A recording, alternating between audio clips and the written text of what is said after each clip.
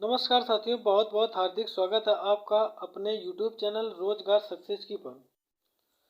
साथियों, आज फिर हम आपके सामने हाजिर हैं एक नई वैकेंसी का नोटिफिकेशन लेकर, जिसका नाम है परमाणु ऊर्जा विभाग खनिज अन्वेषण एवं अनुसंधान निदेशालय। कुल मिला के दोस्तों, ये जो वैकेंसी है परमाणु ऊर्जा विभाग के अंतर्गत वैकेंसी है।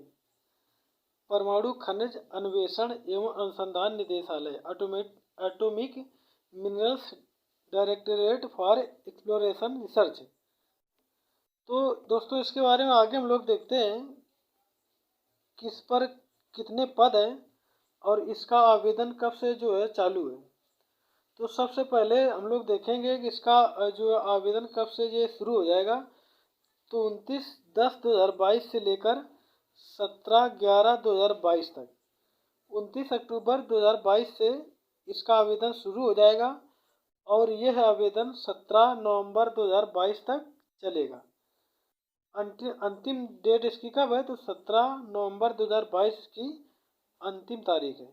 इस तारीख तक आप जो है इसका आवेदन कर सकते हैं। अब इस पर अगर हम लोग दोस्तों देखें तो कितने पद है, कैसे पद हैं, पदों की संख्या क्या है, पूरी डिटेल धीरे धीरे जानते हैं बारी बारी से। तो जो पहला पद है वो हमारा है कनिष्ठ अनुवाद अधिकारी। कनिष्ठ अनुवाद अधिकारी जो प्रथम पद है, ये पहला पद है कनिष्ठ अनुवाद अधिकारी।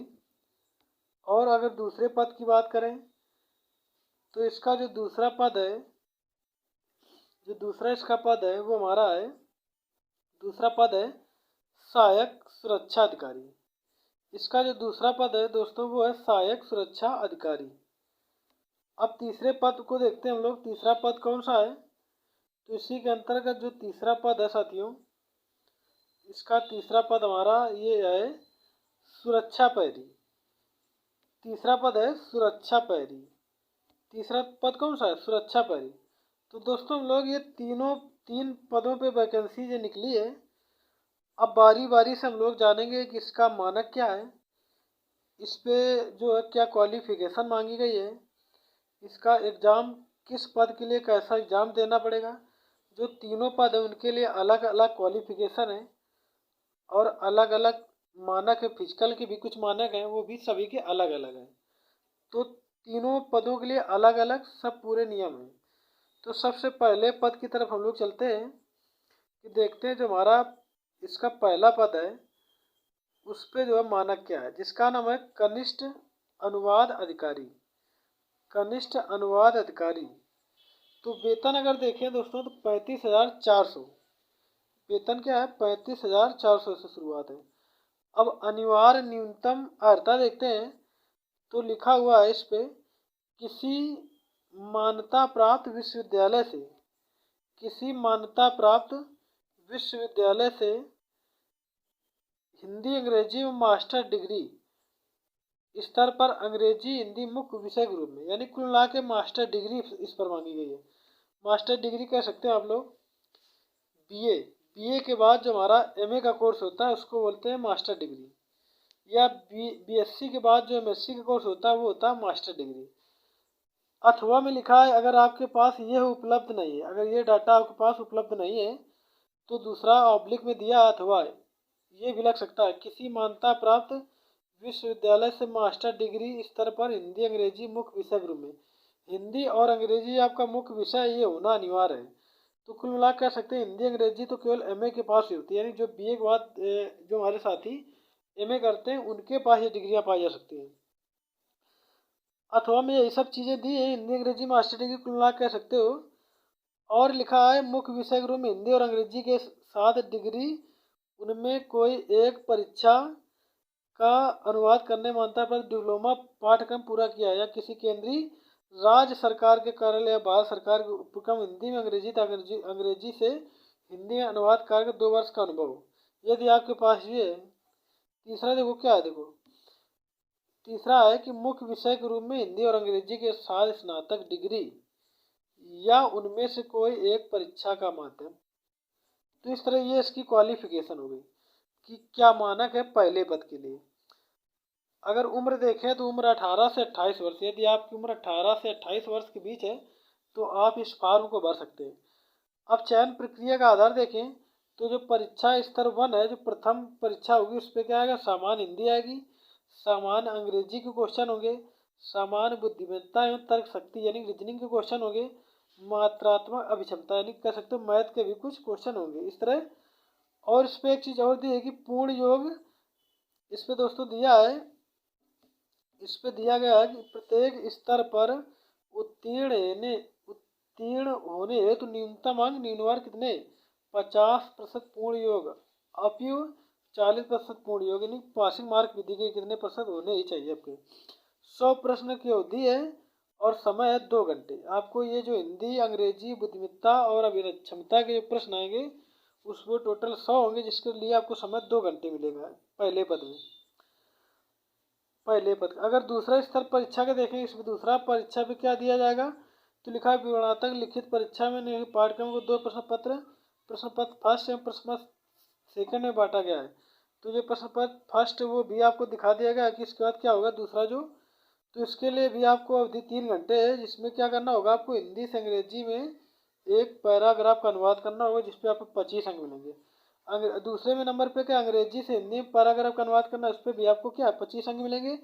तीसरे नंबर पे अंग्रेजी से हिंदी में वाक्यों का अनुवाद करना होगा, इसके लिए आपको 15 अंक मिलेंगे। और चौथे नंबर पे हिंदी से अंग्रेजी में वाक्यों का अनुवाद करना, इसके लिए आपको 15 अंक मिलेंगे। पाँचवें नंबर पे अंग्रेजी शब्दों के हिंदी पर्याय लिखने हैं 10 शब्द लिखने हैं, तो उसके लिए आपको 10 अंक मिलेंगे। और छठवें नंबर पे हिंदी शब्दों के अंग्रेजी पर्याय करने वो भी आपको 10 अंक। कुल ना कह सकते हो उसकी मीनिंग्स लिखनी है आपको।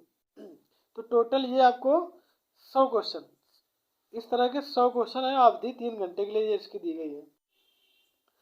प्रथम प्रश्न के लिए और सेकंड प्रश्न के लिए क्या होगा, इस पे भी आपको 100 क्वेश्चन दिए गए। ये समान हिंदी इस पे डाटा दिया गया पूर्णतः कितना कितना अंक का होगा, तो ये होगा समान बुद्धिमत्ता तर्क शक्ति मात्रा अभिक्षमता 50 अंक के, समान हिंदी 15 अंक की, अंग्रेजी 15 अंक की, हिंदी मिनिमम 10 अंक का और अंग्रेजी मिनिमम 10 अंक का।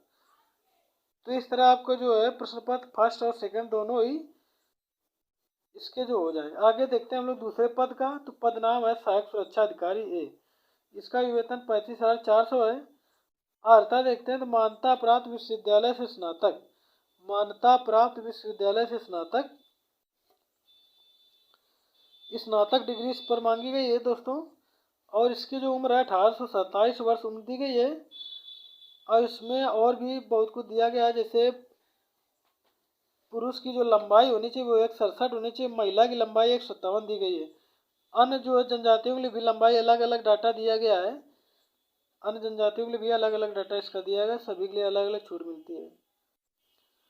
और भी देखें तो इस पर जो है दोस्तों दौड़ कितनी है तो 1600 मीटर यानी कि डेढ़ किलोमीटर के ऊपर लगभग है ये। इसको आपको 6 मिनट 30 सेकंड में पूर्ण करना होगा। लंबी कूद विधि है 3, जिसके लिए आपको 3 अवसर मिलेंगे।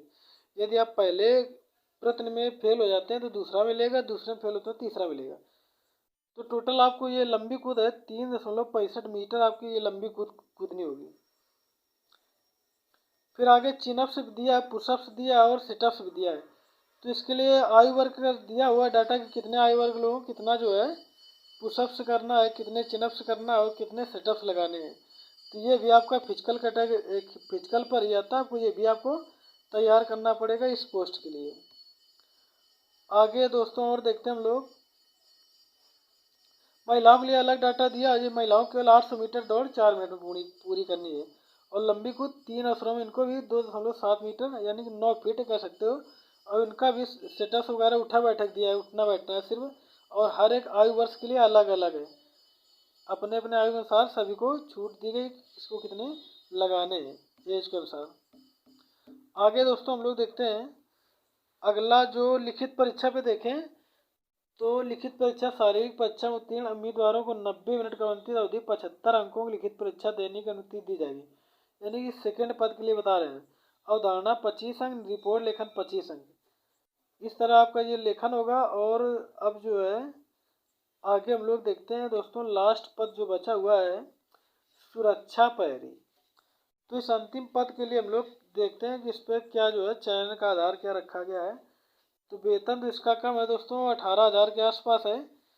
और अगर देखें इसमें अर्हता क्या मांगी गई है, जो सुरक्षा प्रहरी है, सुरक्षा प्रहरी जो होता है वो उसकी जो है सुरक्षा प्रहरी गार्ड कह सकते हो आप।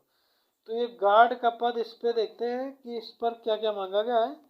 तो इसमें दोस्तों 10वीं कक्षा पास, इसमें केवल आपको 10वीं कक्षा पास, यानी ज़्यादा इस पर कुछ नहीं मांगा गया है। बिल्कुल बेसिक बेसिक इसमें क्लास मांगी गई है। 10वीं अगर आपने पास किया है, कक्षा 10 10th किया है, तो फिर आप इसका फॉर्म अप्लाई कर सकते हैं। वो भी किसके लिए है ये, तो ये दोस्तों है केवल सुरक्षा प्रहरी के लिए है। केवल आपने 10वीं पास किया तो आप इसका फॉर्म अप्लाई कर सकते हैं। अब इसकी जो एज है 1827 वर्ष एज है, यानी कि आपकी एज अगर 1827 वर्ष है तो भी आप इसका फॉर्म भर सकते हैं।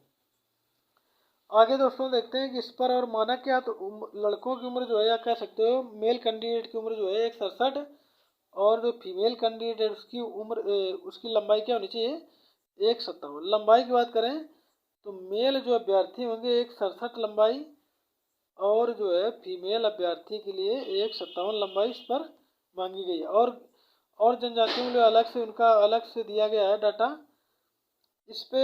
और आगे देखते हैं कि क्या है, तो शारीरिक प्रतिस्पर्धा देखते हैं।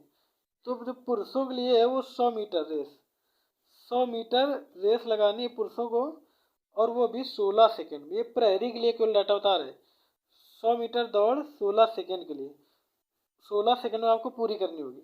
और लंबी कूद जो है 3 अवसर इनको इनको मिल रहा है 3.65 मीटर, यानी उतनी ही लंबी कूद करनी है जितने दूसरे पदों के लिए, लेकिन केवल रेस यहाँ पर 100 मीटर दौड़ है 16 सेकंड में। और देखते हैं और इस पर क्या दिया गया है।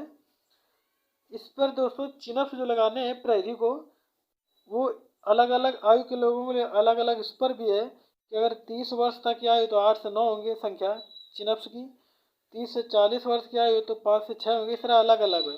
तो इस पर पुशअप चिन्ह और सेटअप ये भी, इसका भी डाटा दिया गया, सभी को अलग अलग, हर उम्र वालों प्रत्येक उम्र के व्यक्ति को अलग अलग इस पर जो चिन्ह और सेटअप लगाने होंगे, उठा बैठक करने होगी, जो एक पेड़ पर लटक कर करते हैं लड़के वो भी किया जाएगा। तो 100 मीटर दौड़ शारीरिक प्रतिस्पर्धा स्त्री लिए अगर देखें महिला के लिए, तो 100 मीटर महिला को 20 सेकंड मिलेंगे, पुरुषों को मिल रहा है 100 मीटर के लिए बहुत कम समय, थोड़ा सा मिल रहा है लेकिन 16 सेकंड मिल रहे थे, और यहाँ पे महिलाओं के लिए 20 सेकंड मिल रहा है। लंबी कूद देखें तो लंबी कूद 2.7 मीटर यानी 9 फीट। लिखित परीक्षा देखते हैं दोस्तों, प्रहरी के लिए जो है जो इसका जो प्रहरी के लिए जो लिखित परीक्षा वो क्या है, तो प्रहरी के लिए 90 मिनट की आवंटित अवधि में 75 अंक की लिखित परीक्षा देनी होगी। अवधारणा 25 अंक और सामान्य जागरूकता 25 अंक। इस तरह ये इसका जो है अंक दिए गए हैं डाटा।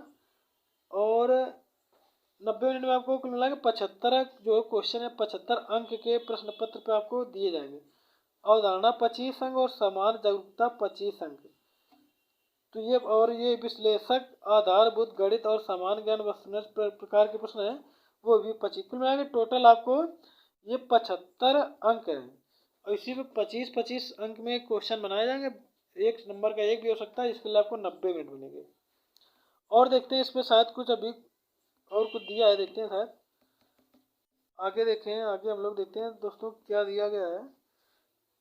तो बाकी अब आपको ये जो है इसका अलग अलग फीस भी दी गई है कि जो पहला पद था कनिष्ठ अनुवाद अधिकारी उसके लिए 200 रुपये फीस है। जो दूसरा पद है सहायक सुरक्षा अधिकारी उसके लिए केवल 200 फीस है। और जो सुरक्षा प्रहरी है उसके लिए दोस्तों केवल आपको 100 रुपये ही फीस दे। तो सुरक्षा प्रहरी में जो है मानक भी कम दिया गया है और इसकी फीस भी केवल 100 रुपये दी गई है। केवल फीस कितनी है, 100 रुपये सुरक्षा प्रहरी के लिए। तो दोस्तों आशा करता हूँ यह जानकारी आपको बहुत ही पसंद आई होगी। वीडियो अगर पसंद आए दोस्तों तो लाइक करें, सब्सक्राइब करें और शेयर करें, और अपने साथियों को भी इस चैनल यानी रोजगार सक्सेस की चैनल को सब्सक्राइब करने की जो है सुझाव दें। तो मिलते हैं दोस्तों हम लोग अगले वीडियो पे एक नई जानकारी के साथ। जय हिंद दोस्तों।